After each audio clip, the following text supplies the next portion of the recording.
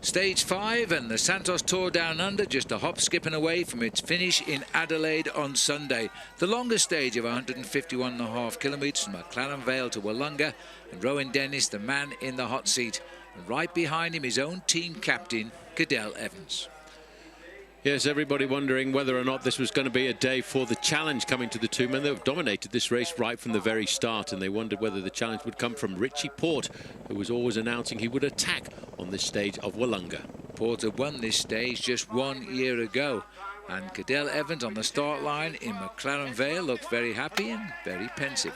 The start given by Liam Bignell, the Minister for Tourism and Sport, and the riders rolling away to face 3 circuits based on Snapper Point and then 2 climbs up Wollonga Hill, with the finish on the top second time up. Immediately, Paul, there was an attack by Jordan Kirby.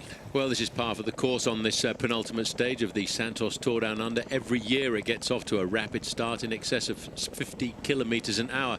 Yes, the first rider to get away was from Drapac, but chasing him very, very quickly there in the white jersey, leader of the Subaru King of the Mountains, was Jack Bobridge. He was out on course to look for points on his quest to win that competition. Completing the trio at the front was Greg Henderson, the Kiwi. As they got through to Wollonga first time, the lead was just a couple of minutes. The big crowd in Wollonga able to see them pass.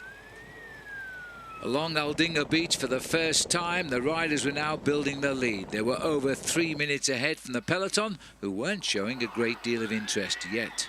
Yes, but they continued to build their advantage to 5 minutes and 35 seconds at a massive point. But the race was always under control of Team BMC, doing the majority of the pacemaking at the front end of the pack, not allowing that breakaway group to get too much of a lead. When they came into Snapper Point for the second time, there were points available, and the first man through was Kirby. 63 kilometres covered, nobody interested in the small time bonuses. The peloton were more interested, in fact, in picking up their small feeding bags. Down the seafront again, or should I say the ocean front, as they're heading towards Snapper Point and the 103 kilometres point. Again, no sprint at all, and this time Greg Henderson taking the small 3-second time bonus. These riders not really dangerous in the overall standings, but for Kirby it proved just a little bit a race too far, as the wind was starting to really play havoc on the riders, and in the main field behind they were starting to whip up the pace because they knew they were reaching the most critical part of the race, maybe the most critical part since the race started, and picking up Kirby very quickly, leaving just 2 riders at the head of the race as they charged down into Wollonga. Keeping him just a little bit in front, Jack Bobridge there, looking now for points in the King of the Mountains. That would come first time up the hill. As they were heading now towards a packed Wollonga, the hill lay straight ahead. It was goodbye to Jack from Greg Henderson. His day was done as well. One rider versing the rest now. Jack Bobridge, wearing the white jersey as leader of the Subaru King of the Mountains, was trying to stay ahead long enough to get 16 points at the top and try and confirm this jersey to be his tomorrow. Yes, but what a chase behind. He'd started the climb with about a 2.5 minute advantage. When he came to the final kilometre, he was just 1 minute ahead of the rest. But he could see the crown over the road, indicating he wasn't far from crowning himself as the King of the Mountains. The local man who lives here in South Australia got an enormous cheer with 1 full lap to go to the finish of the day, but the peloton was splitting behind and they had Jack Bobridge in their sights. But once the main field came over the top of the climb, then it started to get very serious indeed, and Team Astana in the turquoise jersey decided that they would try and set the final climb of the day up for their man, a former winner of this race, Luis Leon Sanchez. But as they came into Wollonga, the main field was then under the control of Team Orica Greenedge. Simon Clark leading on the front, trying to take up Daryl Impey, who was wearing the II Net Sprint Leaders jersey. A few more time bonus and he could be the leader himself. As the pace was being set, Richie Porte seemed almost to be smiling. Everybody waiting to see who would be the first man to move, and the first man to make that move in the black and blue jersey of Team Sky was Richie Porte, but he was covered very, very quickly by number 1, Cadel Evans. And following Cadel Evans, it was Rowan Dennis, his young team leader. These riders are now locked together like limpets. Porte was giving his best shot.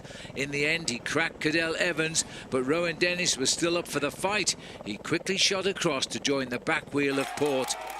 Well, he managed to close down the gap, but Richie Porte knew this was the most important moment for him, and he jumped one more time, and this time he put the young South Australian Rowan Dennis into difficulty. But then it was just a question of what would the clock say as he crossed the line in first place.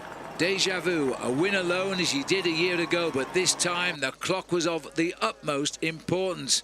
As Porte hits the line, he looks over his shoulder, and then the clock was starting. It wasn't quite long enough. He would not get the ochre jersey by just 2 seconds. But the two boys, both Australians, congratulated one another.